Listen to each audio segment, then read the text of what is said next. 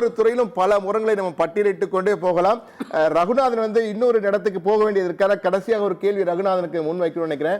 ரகுநாதன், இப்போது உற்பத்தியாளர் துறை, மேனுஃபேக்சரிங் செக்டர் என்பது ஒரு ஒட்டுமொத்தமாக ஒரு பாரத நாட்டை எடுத்துக்கொண்டால் மேனுஃபேக்சரிங் ஃபேக்டர், உற்பத்தி துறை என்பது மிக மிக முக்கியமானது. அடிப்படையே மிக முக்கியமானது உற்பத்தி துறை தான். எனவே இந்த உற்பத்தி துறை வந்து பல ஆண்டுகளாக அதற்காக நிதிகள் ஒதுக்கப்படும் என்றாலும் அந்த அளவுக்கு இருக்கான்னு தெரியல. தற்பொழுது இளங்கோவன் உங்ககிட்ட இந்த கேட்கணும்னு நினைக்கிறேன் இதை. ஏன்னா இப்ப உற்பத்தி துறைன்ற போது ரயில்வேவுடைய பங்கும் அதில் மிக முக்கியமா இருக்கிறது. ஆனால் ரயில்வே துறை எப்பொழுதுமே நீங்கள் பாராமுகன்ற மாதிரி தான் இருக்கு. ஏற்கனவே சொன்னது போல ரயில்வே போன முறை நீங்களே சொல்லிட்டீங்க ரயில் ஒரே ஒரு இடத்துல தான் இருந்ததுன்னு சொல்லிட்டு. இந்த முறை ரயில் வந்து நிறைய வருமா, ரயில்வே ஓடுமா, எப்படி இருக்கும்னு நினைக்கிறீங்க? எக்கனாமிக் சர்வேயை பார்த்தா ஜீரோ.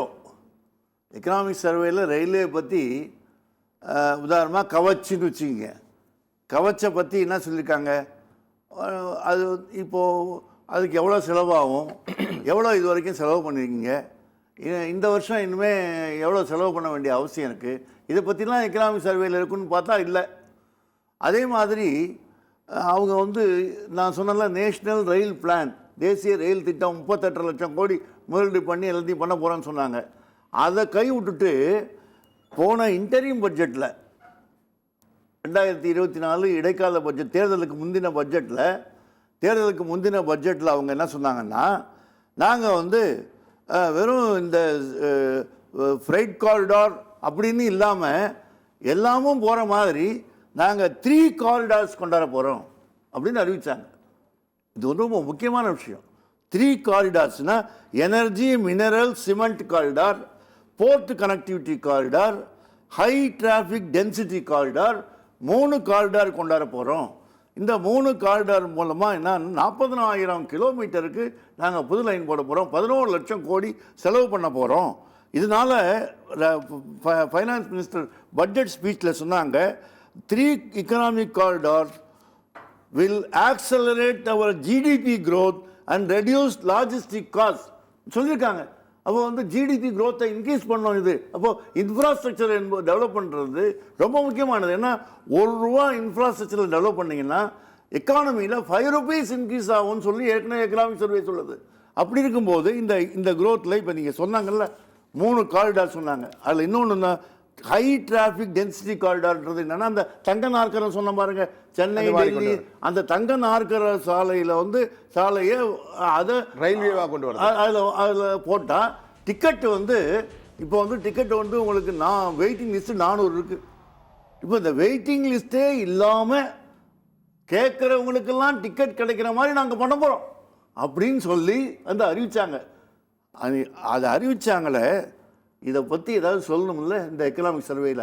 ஒரு மண்ணாங்கட்டே இல்லை. அப்போ நான் என்ன சொல்ல வரேன்னா, அதாவது அறிவிப்பு மட்டும்தான் இருக்கிறது, அதை பற்றின ஒரு நேர்மையான பரிசீலனை இல்லை. அப்படி இருக்கும்போது ரயில் இன்ஃப்ராஸ்ட்ரக்சர் எப்படி வளரும்? அது மட்டும் இல்லை, சேஃப்டி விஷயம் எடுத்துங்க. சேஃப்டிக்கு 1 லட்சம் கோடி ரூபா தேவை. உங்களுக்கு 1 லட்சம் கோடி ரூபா தேவைன்னு சிஏஜி சொல்லியிருக்காரு. இவங்க 45,000 கோடி தான் செலவு பண்ண போகிறோன்னு சொல்லியிருக்காங்க. அப்படி ஆனால் என்ன ஆகும்னா, தண்டவாளம் ரயில் தடம் புரடுறது நடக்கும், சிக்னல் ஃபெயில்யூர் நடக்கும், இது எல்லாம் நடக்கும். அப்போது ரயில் விபத்துக்கள் தவிர்க்க முடியாமல் நடந்து கொண்டே இருக்கும். ரயில் மோதல், அதில் உயிர் இழப்பு இருக்கும். ஏன்னா கவச்சு அதை பற்றி எந்த விதமான இதுவும் இல்லை, அப்போ அறிவிப்பே இல்லை. அப்போது எக்கனாமிக் சர்வேயில் இதை பற்றிலாம் எதுவுமே இல்லை. ரயில் வளர்ச்சியை பற்றி ஒரு அக்கறை இல்லாமல் நீங்கள் சொன்ன மாதிரி ரயில் பட்ஜெட்டை பொது பட்ஜெட்டோட இணைச்சதுக்கப்புறம் ரயிலை பற்றின விவரங்களையே மறைக்கிறாங்க. இப்போ தமிழ்நாடு வளர்ச்சி திட்டத்தை எடுத்துங்க. தமிழ்நாட்டில் வந்து பார்த்திங்கன்னா ரொம்ப மோசமான ஒரு நிலைமை. தமிழ்நாடு ரயில் வளர்ச்சி திட்டங்களுக்கு புதிய லைன் இங்கே இவன் சொல்ல போகிறான். இப்போ 2,62,000 கோடி போன வருஷம் பட்ஜெட்டில் நாங்கள் இந்த நடப்பாண்டுக்கு ரயிலுக்கு முதலீடு செய்ய போகிறோம், கேபெக்ஸ் சொன்னாங்க. இப்போ 3 லட்சம் கோடின்னு சொல்ல போகிறாங்கன்னு நான் பேப்பரில் பார்த்தேன். அப்போ என்ன பண்ணாலும் தமிழ்நாட்டை பொறுத்த வரைக்கும் நீங்கள் பார்த்தீங்கன்னு வச்சுங்க, தமிழ்நாட்டில் திண்டிவனம், செஞ்சி, திருவண்ணாமலை புதிய லைன் திட்டம், திண்டிவனம், நகரி, அத்திப்பட்டு, புத்தூர், ஈரோடு, பழனி, சென்னை, மகாபலிபுரம் வழியாக கடலூர், திருப்பெரும்புதூர், கூடுவாஞ்சேரி, இருங்காட்டுக்கோட்டை, ஆவடி, மொரப்பூர், தருமபுரி, இது மதுரை, அருப்புக்கோட்டை, தூத்துக்குடி, இந்த புதிய லைன் திட்டங்களுக்கு அவங்க வந்து உங்களுக்கு 4259 கோடி தேவை. இளங்கோவன் சார், இப்போ நம்ம முன்னாடி பேசிட்டு இருந்தோம் இல்லையா, அந்த பட்ஜெட் குறித்த பல விடயங்கள் நீங்கள் சொல்லிட்டு இருந்தீங்க. பிரேக் முன்னாடி நீங்கள் பேசியிருந்த விஷயத்தை நீங்கள் முடிங்க, நான் அடுத்த கேள்விக்கு வரேன். அதாவது ரயில்வே, தமிழ்நாட்டு ரயில் வளர்ச்சி திட்டங்களுக்கு அவங்க வந்து இடைக்கால பட்ஜெட்டில் 350 கோடி, 150 கோடி, 200 கோடின்னு போட்டாங்க. ஆனால் வழக்கமான பட்ஜெட்டு, ரெகுலர் பட்ஜெட் வந்தப்போ அதெல்லாம் விட்டாங்க. வெறும் 1000 ரூபா தான் ஒதுக்கினாங்க. திண்டிவனம் நகரிக்கு 1000 ரூபா, அத்திப்பட்டு புத்தூருக்கு 1000 ரூபா, ஈரோடு பழனிக்கு 1000 ரூபா. அப்போ வெறும் 1000 ரூபாய் ஒதுக்கினாங்க. அப்போ எப்படி வந்து திட்டம் நடக்கும்? மொத்தத்துக்கே 220 கோடி தான். 4500 கோடி தேவைப்பட்ட இடத்துல வெறும் 220 கோடி தான் ஒதுக்கியிருக்காங்க. அப்போ வந்து இந்த நீங்கள் வந்து 3 லட்சம் கோடி ஒதுக்குறேன்னா என்ன புண்ணியம்? தமிழ்நாட்டை பொறுத்த வரைக்கும் 0 தான்.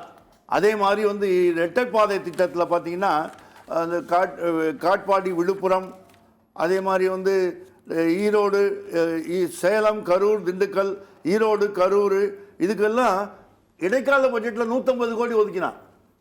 அதை கை விட்டுட்டு ரெகுலர் பட்ஜெட்டில் வெறும் 1000 ரூபா ஒதுக்குறான். அப்போ நீ என்ன 3 லட்சம் கோடி ஒதுக்குனா தமிழ்நாட்டுக்கு என்ன புண்ணியம்? அதனால் தமிழ்நாட்டு, அதாவது ப்ரூஃப் ஆஃப் புட்டிங் இஸ் இந்த ஈட்டிங். எனக்கு என்ன கிடைச்சிது அப்படின்னு பார்த்தீங்கன்னா வெறும் 1000 ரூபா தான்.